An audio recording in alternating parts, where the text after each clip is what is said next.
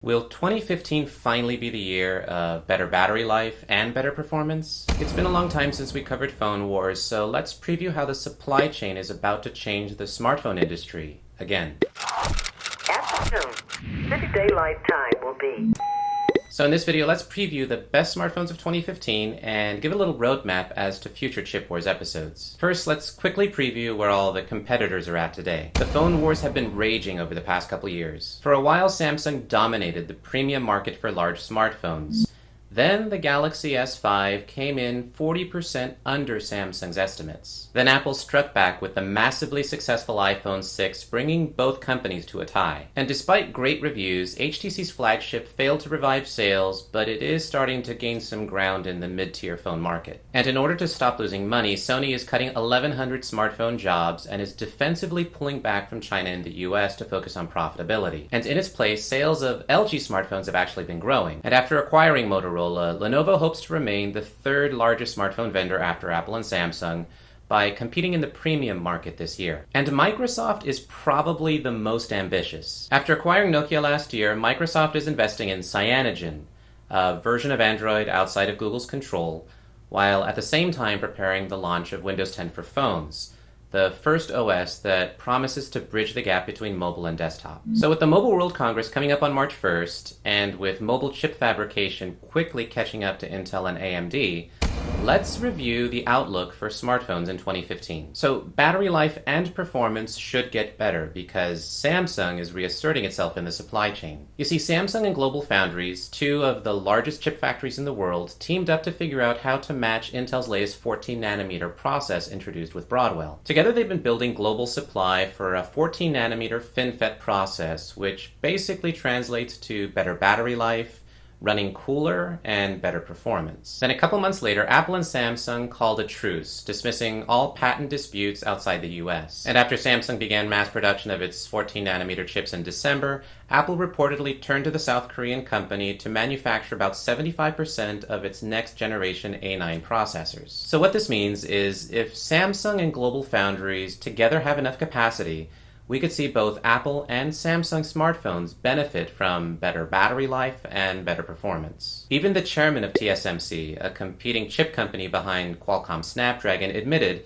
"We have fallen a little behind." At 20 nanometers, they'll be producing the upcoming Snapdragon 810. And saving the details for a future Chip Wars episode, while the Snapdragon 810 will definitely have better performance and less power consumption than previous Snapdragon processors, it seems that this time around, Samsung definitely has the competitive edge. Of course, all this depends on whether smartphone companies keep battery life constant. But given all the Bendgate controversies, I really don't expect smartphones to get any thinner. But Samsung is not only investing in chip foundries, it's also pouring billions of dollars into manufacturing flexible displays. So in the 2015 smartphone supply chain, displays will improve as flexible OLED displays begin to displace traditional LCD screens. To explain how that's better, LCDs require a continuous light source that shines through crystals that alter the color. But OLEDs don't need a backlight. They have red, blue, and green elements that respond to electrical current. Basically, this boosts the contrast ratio for darker blacks and more vibrant colors. And OLEDs have near perfect viewing angles. They don't lose as much picture quality as LCDs do when you look at them from an angle. And OLEDs consume less power since there's no need for a continuous backlight.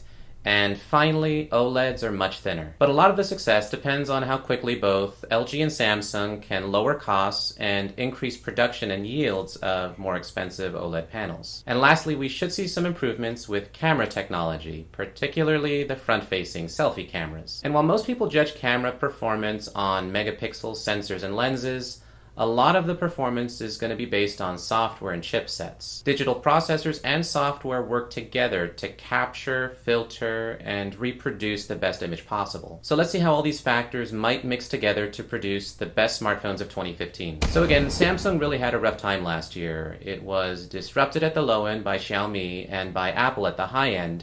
So in 2015, the company is going to take a more integrated approach. The Galaxy S6 will be the first mass-produced smartphone running the Exynos 7 Octa, which means 20% more performance while consuming 35% less energy. And based on blog posts from Samsung engineers, I expect to see an all-metal chassis with wireless charging options and a 5.1 display that pushes the boundaries of pixel density, approaching 600 pixels per inch. We'll also find out about a new version that has 2 curved screen edges using the flexible OLED displays, and there'll also probably be an active and a mini version launching this summer. And of course, Samsung will wrap up the year in September with its Galaxy Note 5, just in time for the back-to-school shopping season. So HTC promises to innovate in high-performance mobile devices throughout 2015, and on March 1st, we'll get a first look at the One M9. It'll most likely have a full HD Super LCD 3 display running a Snapdragon 810 with Adreno 430 graphics. So while Samsung and HTC both announce in March, LG will probably do good to hold its cards until April or May. And I'd really like the G4 to be the next major release, besides the Apple Watch, showcasing LG's flexible OLED technology. But if you'd like to see a flexible OLED device sooner, the G Flex 2 with its 5.5-inch full 1080p OLED display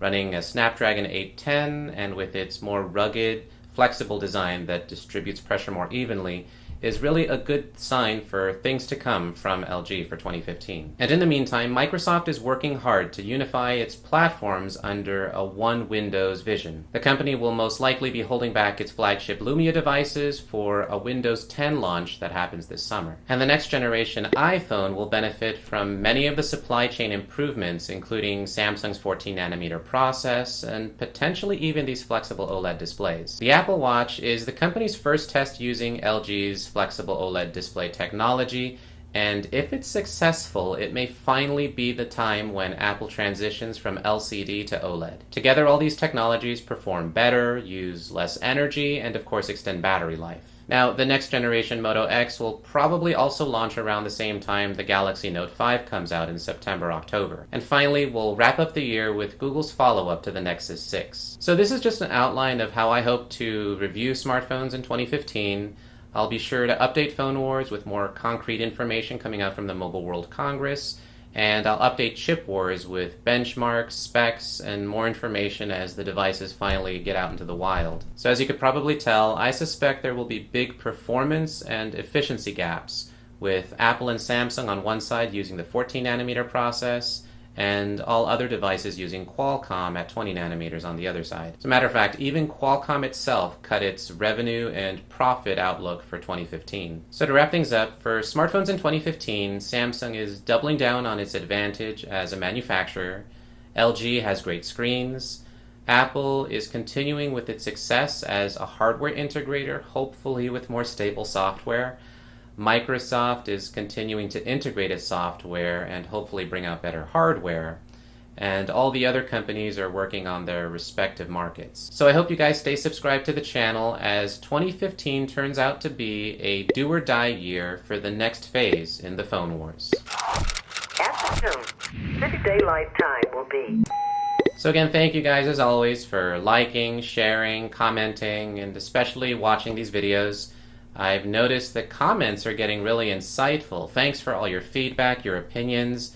Really good arguments there on multiple sides of issues, especially with the smartwatch video. The last one, I really enjoyed reading all the opinions. There is no right answer out there. We're just really trying to see where technology's headed. It's a fascinating thing to explore, and I'm glad we're doing it together. I'm still working on the next videos on cybersecurity, Oculus Rift. Hopefully I can get a couple of those done before March 1st, the Mobile World Congress. I actually went to the library and checked out some books. One of them is No Place to Hide, Edward Snowden, the NSA, and the U.S. Surveillance State. And the other one is called Privacy in the Age of Big Data. So I'll try to get through these books and let you guys know what I think. And most of all, thank you for spending your time here on My Next Appliance as we continue to see how technology changes the world.